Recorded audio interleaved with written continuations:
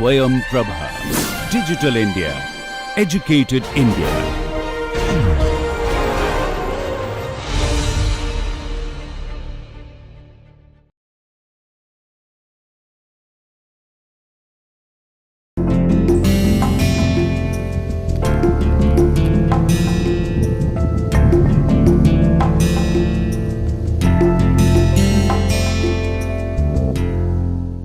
We have seen how to estimate the drag puller through flight test.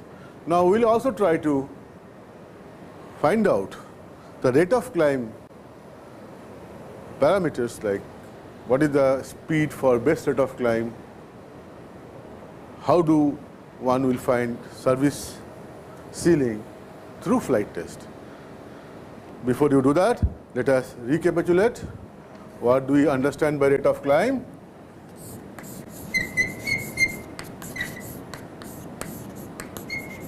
And so far, when we are talking about rate of climb, please remember we are talking about an accelerated flight, that is rate of climb at constant velocity. If I again draw this diagram,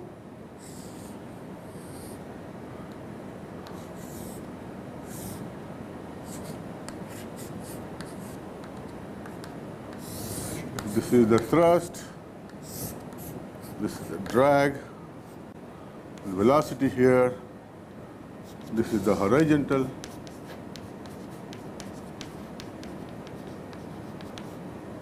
this is gamma, flight path angle by now, and quickly we can remind ourselves that thrust and velocity vector are generally not in the same line, but we are assuming that angle is very small. Also we know this airplane will be acted upon by weight, and of course there will be lift.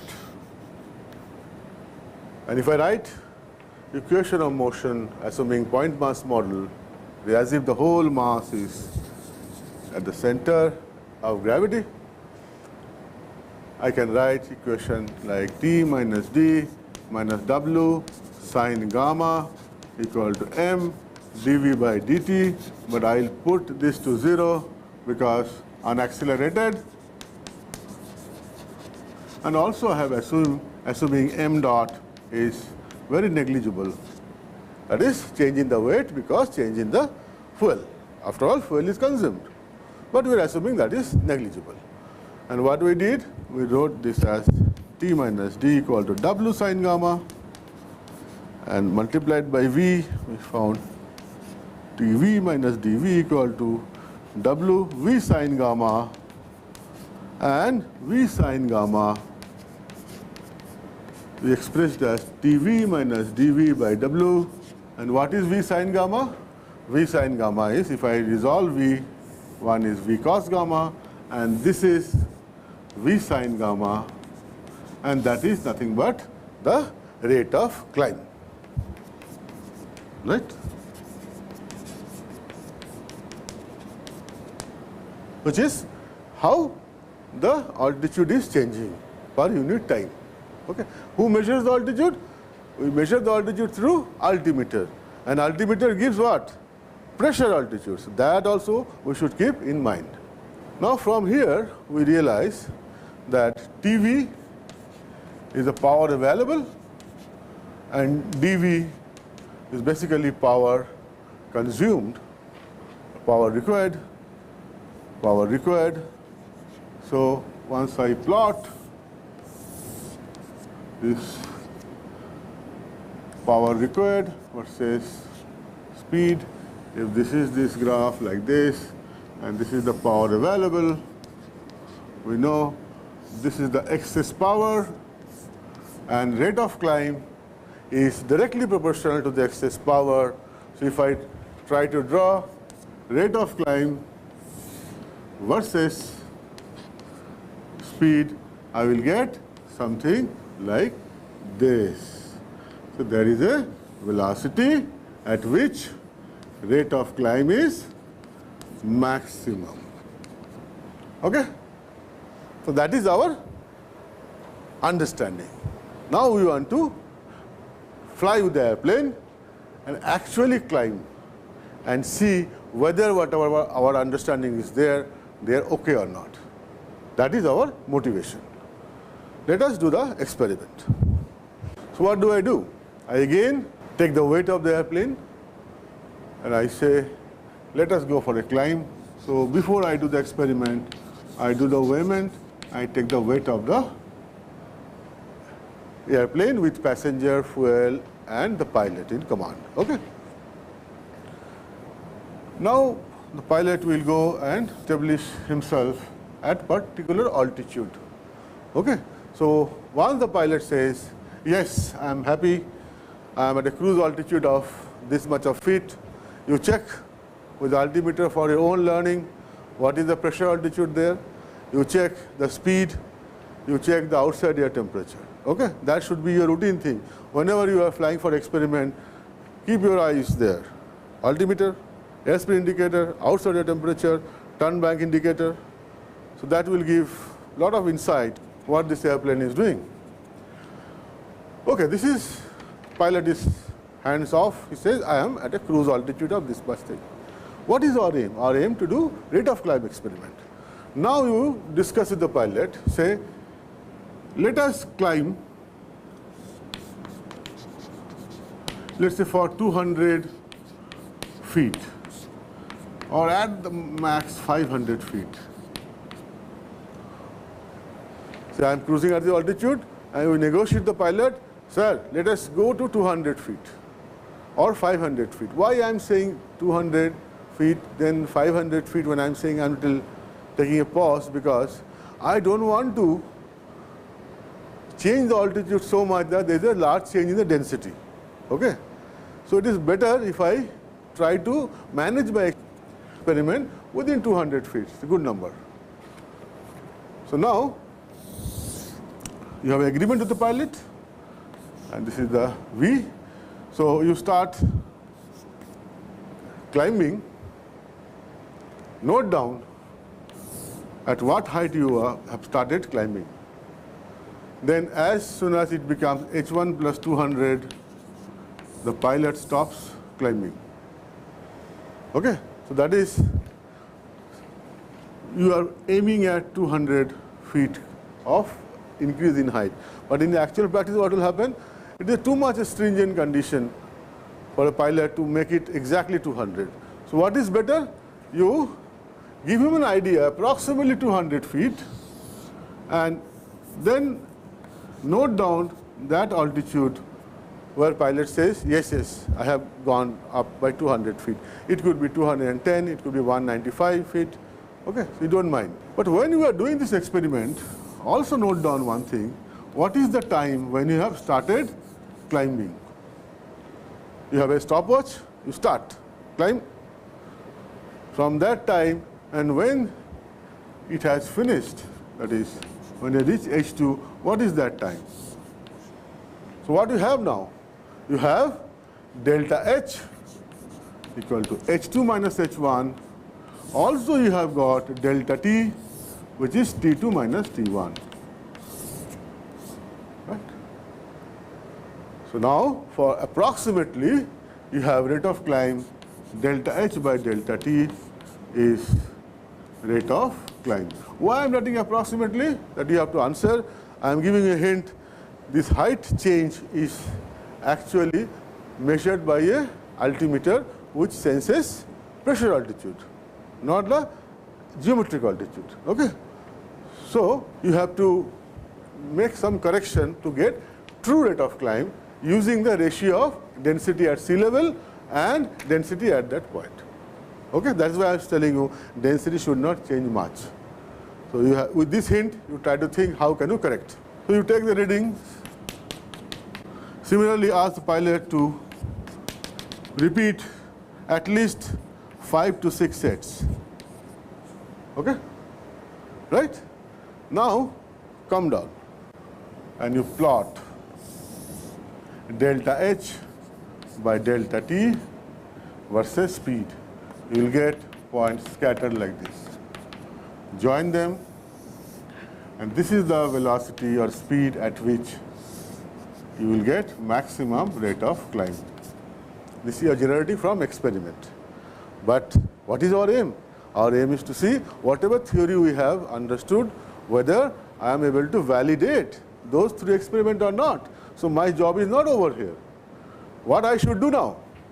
Now I will again use the understanding, whatever we had in the blackboard in the classroom teaching. There we know how to calculate power required. And how to calculate power required? Power required was half rho v square S CD naught plus K CL square into V. Already from the first experiment, you know the drag puller for this airplane. You have already estimated CD naught and K. So what do you do? Using this expression, you plot power required versus speed. A different speed, whatever you are flying, you can extend it also, and plot power required versus V. Now you know what was the thrust available from the engine recording.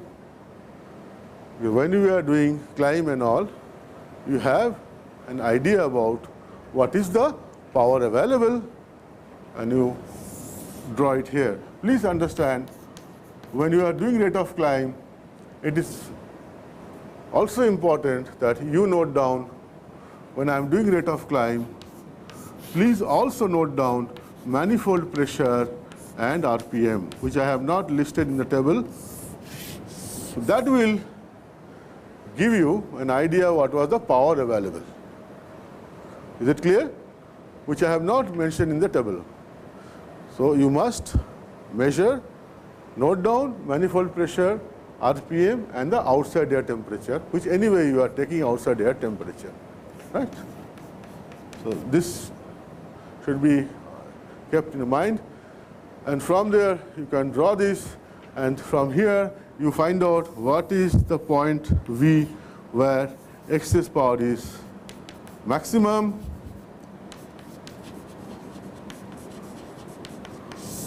and check that velocity V star, it should be equal to whatever you have measured through experiment. So then all this theory gets connected. Is this clear? How do you do rate of climb experiment? I repeat again. You go to an altitude for different speed. You note down H1, H2, T1, T2, and also which I missed, I note down manifold pressure and RPM, and of course you will always note down outside air temperature.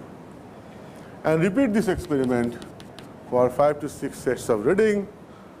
Then by using this expression, you find out the power required graph. This is because you know that already you have estimated drag puller using CD naught plus KCL square, and then draw this power available and find excess power and see that V star and V should be close. Please understand, whenever I am drawing this power required, this is typically for a cruise, half thrust into V.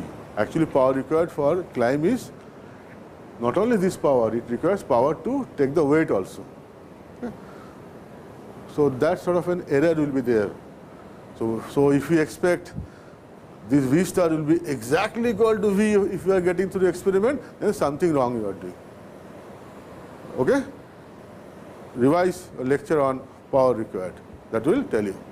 These are the beauties of experiment, that you learn more when these two do not match. If they do not match closely, or if they do not match exactly, then you know, yeah, it should not match exactly, because when I am deriving the expression, I had some assumptions which are not duplicated during the flight test, and also during the flight test, measurements have their implicit error. Okay? So never expect whatever theoretically you are predicting, they will be exactly matching with the experiments. But it should be well within a bound which is explainable. I can justify this. Once we have done this experiment to find out what is the speed at a given altitude for best rate of climb, I can use this experiment, extend it to find service ceiling or absolute ceiling of the airplane through experiment. How do I do that? Please understand first theory, what was absolute ceiling? We know that this is power required, and let's say this is power available. And as the altitude increases, we know that this has a tendency to come down because of density effect, and this has tendency to go up and goes towards right. So what happens as I go higher and higher, this man comes down, and the gap between them goes on reducing. Okay? Finally, the situation comes when it is something like this, and this is the situation where the excess power is 0. Okay? That is, the rate of climb maximum is 0 that time, and that is where we define absolute ceiling. If this is the understanding, how can I do this experiment to generate absolute ceiling data? See, we are flying at a altitude, let's say, where density is ρ1, and do this rate of climb experiment and generate data, rate of climb, or I say ROC versus speed, and I have generated rate of climb and V, rate of climb maximum and V for that altitude. Okay, let's say ρ1. I repeat this experiment for an altitude ρ2, and again I generate this data. What is the rate of climb maximum at that altitude? I go on repeating with different altitudes, right? I go higher and higher. Then I plot. I plot altitude versus rate of climb maximum. So you know that as the altitude is increasing, the rate of climb maximum will reduce because the excess power goes on reducing. So we'll get some points like this, and then just extrapolate this. You are not required to fly where the rate of climb is 0, maximum rate of climb is 0. Okay? So you do some experiments at comfortable altitude where you find you are comfortable, and then extrapolate it, and wherever it cuts, this is the point, altitude, okay? Altitude at which ROC max is 0. So that becomes your absolute ceiling. You want to find service ceiling. So you find here, what is this point which corresponds to 100 feet per minute? Take that point and go up and see what is that altitude. So this is the altitude for service ceiling where ROC max is 100 feet per minute. That's all. Your job is done. So now you have an airplane, you have a pilot, you conduct this experiment and generate this altitude versus rate of climb plot, find out absolute altitude, find out service ceiling, find out absolute ceiling. Okay? Thank you very much.